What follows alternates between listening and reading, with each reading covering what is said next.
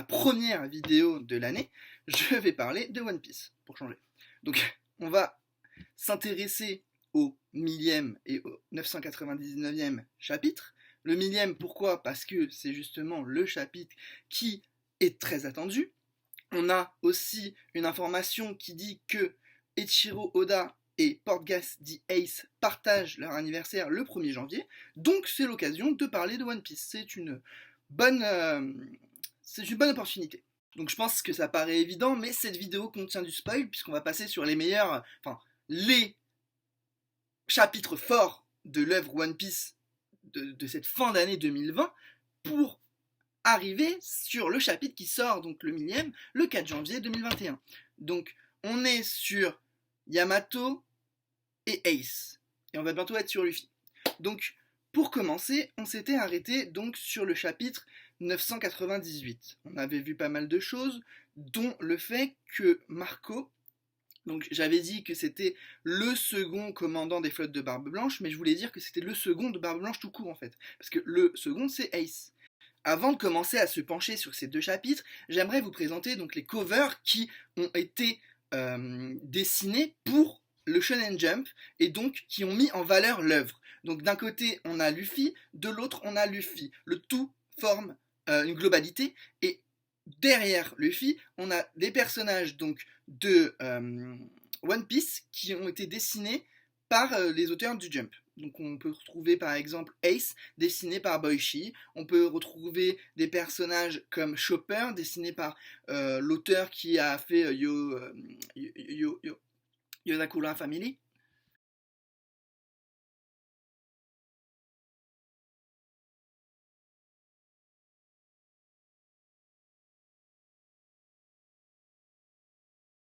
Donc, on va commencer. Arrête Ace, ça suffit, quittons cet endroit. Eh mais t'es qui toi? C'est à toi de te présenter. Donc là on a déjà une rencontre entre Ace et Yamato, qui sont donc, on pourrait dire dans un conflit, puisque ils se battent. On a Ace qui s'attaque à Yamato qui est quand même la fille de Kaido, donc c'est quand même important. Ace qui fait un retour fracassant dans l'œuvre grâce au flashback. On va enfin savoir pourquoi Ace connaît Yamato et comment cette rencontre s'est déroulée. Donc on était dans la réserve où il y a Momonosuke et Yamato s'apprêtait à raconter son histoire. Son histoire qui l'a fait rencontrer Portgas the Ace, le frère, entre guillemets, de Luffy, et le fils de Gold D. Rogers. Ace qui est surpris par la puissance de Yamato et qui déclare que même une femme aussi forte que Yamato ne soit pas capitaine donc des pirates de Kaido, ça le surprend. C'est normal. Il reconnaît la puissance de la fille de Kaido. Et elle répond, c'est Yamato mon prénom. Et tout cet aspect conflictuel entre Ace qui lui dit qu'on ne choisit pas ses parents à Yamato, il lui dit on ne choisit pas ses parents, ça rappelle bien sûr l'histoire de Ace au plus profond de One Piece, le fils de Gold Roger qui n'a pas choisi d'être le fils de Gold Roger, qui n'a pas choisi d'être le fils du roi des pirates et qui n'a pas choisi donc son destin à ce moment-là. Avant de prendre la mer, avant de rencontrer Barbe Blanche, avant de devenir le second commandant des flottes de Barbe Blanche, il n'avait pas choisi son destin, il n'avait pas emprunté Embrace Your Destiny. Il était resté donc avec Luffy et Sabo sur une île. On a ce détail où Ace remarque justement que Yamato est sur l'île et menotté par son père Kaido, donc qui est emprisonné sur l'île de Kaido, donc et elle dit cette fameuse phrase, je veux prendre la mer et vivre des aventures, je veux essayer de vivre libre comme Oden Kozuki, donc l'un des membres des pirates de Gold Roger. Et cette phrase est tenante de sens, puisqu'elle raconte vraiment, pour moi c'est complètement évident que c'est la future Mugiwara, il n'y a aucun doute. Ace qui, en entendant cette phrase « Je veux vivre des aventures comme Oden, vivre sur les mers », va reconnaître sa détermination et devenir ami avec elle. C'est comme ça qu'ils sont devenus amis. C'est comme ça que Yamato est devenu ami avec Ace. Et c'est comme ça aussi que la statue du dragon de Kaido a été détruite non pas par Ace, mais par Yamato. Le symbole de la puissance de Kaido. Et on a une conversation entre les personnages, donc entre Yamato et Ace. Ce chapitre est plein de révélations. Ce chapitre est un chapitre qui est historique, limite. Je vais peut-être trop loin, mais c'est un chapitre vraiment très très significatif, porteur de sens. C'est là que Yamato va dire à Ace qu'un jour elle retirera ses menottes. Mais ce qu'elle ne sait pas encore, c'est que Luffy va lui retirer ses menottes. Luffy, des années plus tard, va lui retirer ses menottes. Alors que Ace va justement lui dire que son frère, Luffy, va partir sur les mers et essayer de devenir le roi des pirates. C'est tellement porteur de sens. C'est un moment très... C'est un moment... Il faudrait un mot qui symbolise ce moment. Certes, c'est un moment porteur de sens. Certes, c'est un moment où vraiment ça va marquer l'histoire de One Piece. C'est comme si on nous donnait des clés pour comprendre le passé oublié, le passé qu'on nous a donné depuis très longtemps. On savait que Ace était venu à Wano, mais on ne savait pas qu'il avait rencontré Yamato, et encore moins qu'il avait dit que son frère prendrait la mer et qu'il essaierait de devenir le roi des pirates. On voit vraiment la confiance de Ace envers Luffy. On voit vraiment que Ace, malgré le fait qu'il ne soit plus là depuis longtemps, est toujours présent dans l'œuvre de One Piece. Et ce n'est pas pour rien que le jour de l'anniversaire de Ace est le 1er janvier, comme le jour de l'anniversaire de Eiichiro Oda. On peut faire des liens, on peut tenter de faire des théories, mais ça, c'est indiscutable. Ace est le personnage qui représente,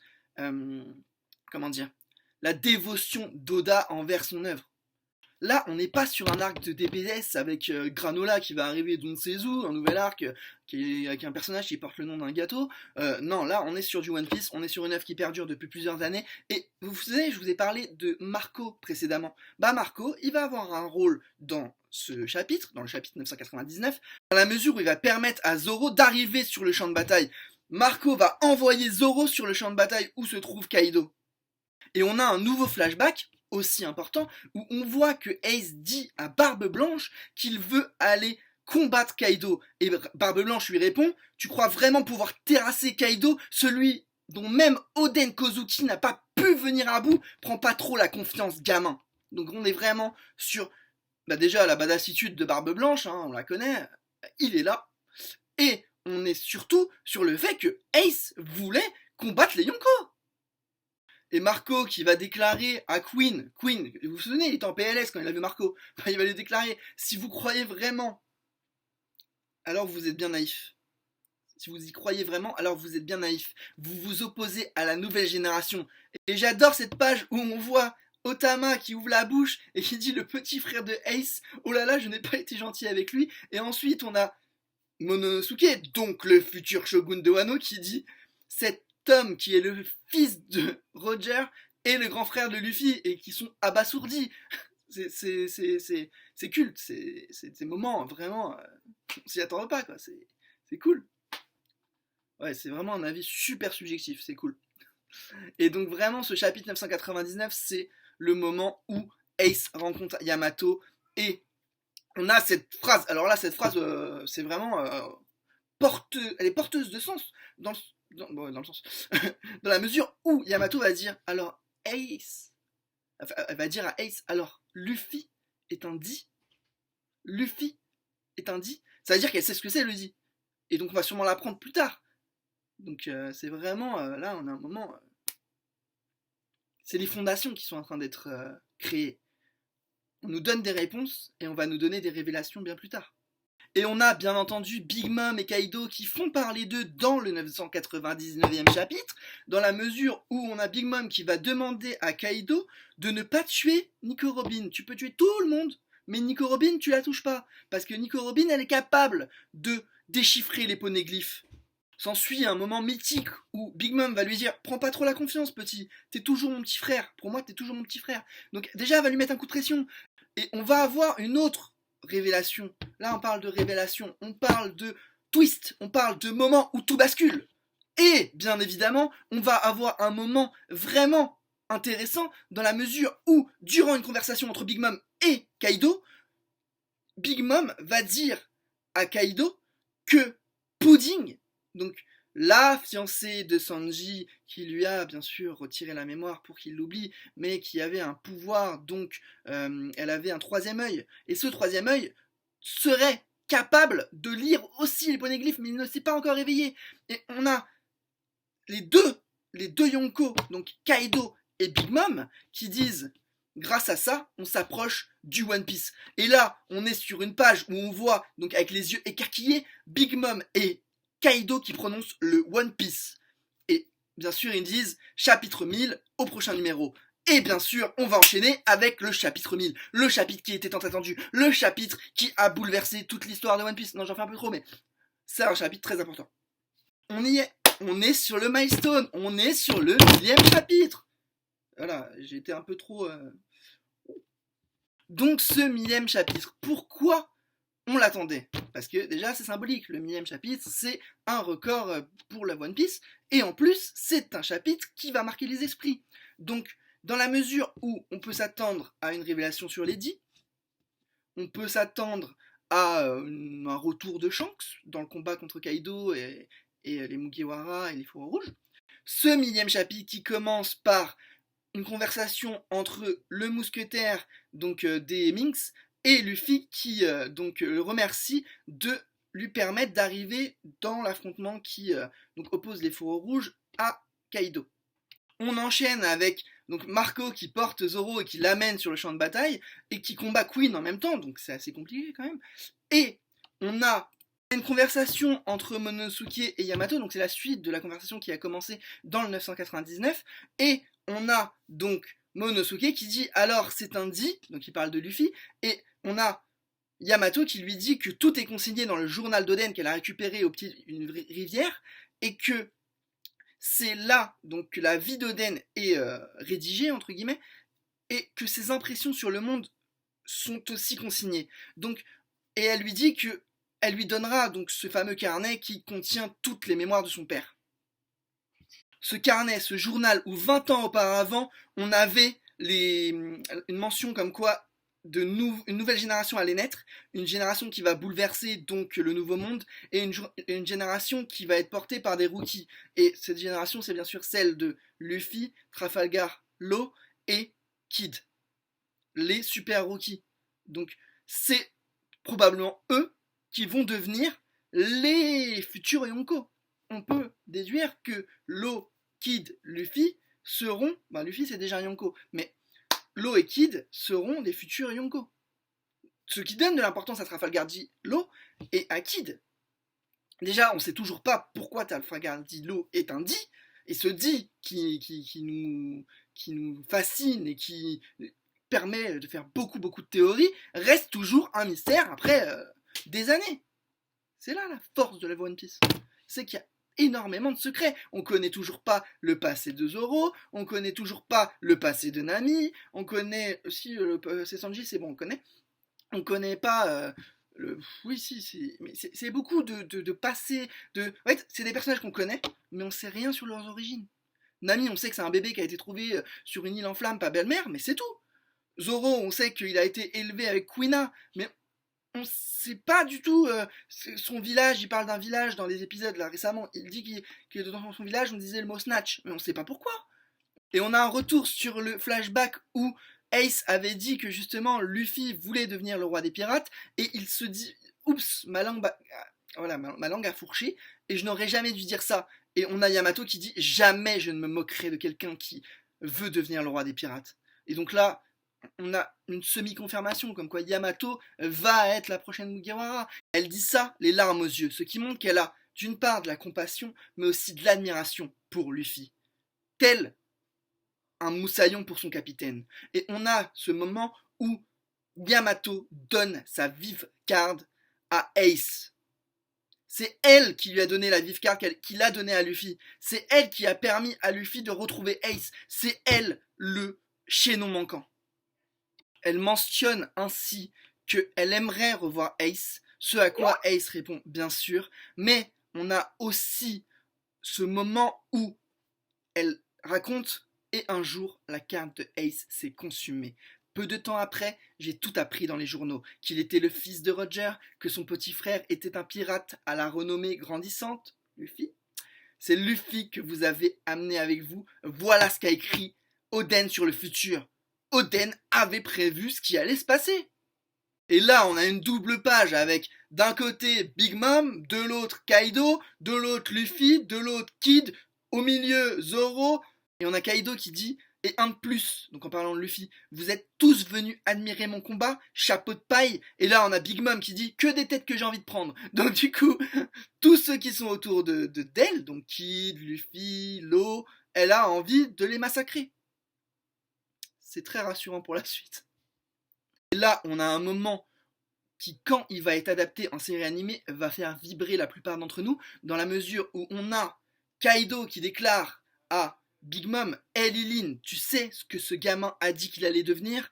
Et on a donc Big Mom, Liline, qui répond, il a détruit mon château, il va d'abord s'excuser. Et là, on a Luffy qui marche, il marche en mode, mais vraiment très très badass, qui va sur le côté, donc sur le côté où il y a Kinemon qui est étendu, et il arrive, il fait Kinemon, ça va?